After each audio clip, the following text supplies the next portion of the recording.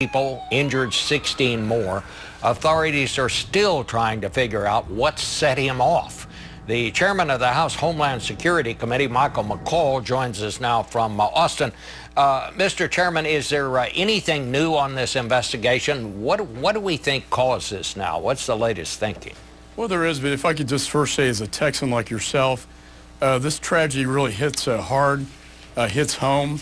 Our hearts go out to the families and the victims at Fort Hood. This Fort Hood community has been resilient. I'm very proud of what they've done, the great place and standing up. This is the second time we've seen this now at Fort Hood. I did attend the commemoration service when Major Hassan killed 12 soldiers and 1 civilian. So it's very difficult to see this happen again. In terms of new information coming in, we do know that Mr. Lopez had applied for a leave of absence.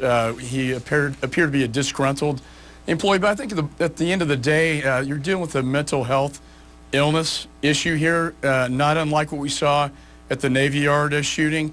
I'm very disturbed about the uptick in shootings and violence at our military installations across the nation.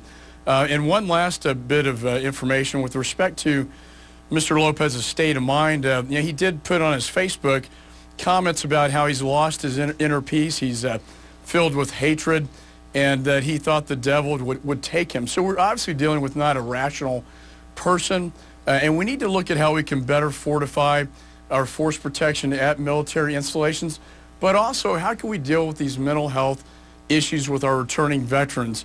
You know, our suicide rate in the military is twice as high as the average population. We do a very good job at fixing broken bodies, but not such a great job at healing broken minds with our returning veterans. You said earlier this week we might have to allow our military people to be armed on these military bases. What exactly are you talking about?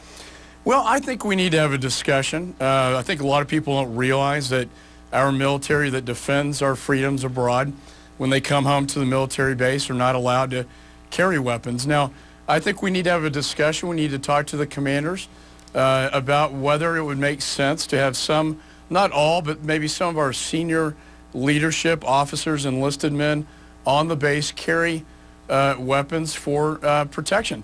I think ideally what you'd want to have are more military police officers, but in the current budget climate, that's not as realistic. So it seems to me a force multiplier of officers and enlisted men that we can trust, the senior leadership, to have them carry, because it only takes a few minutes to wound and kill a large number of soldiers. Anytime we see soldier on soldier, it's one of the most tragic things we can see.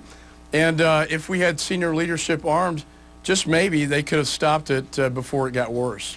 All right. Well, Congressman, we want to thank you for joining us. It's not a happy subject to talk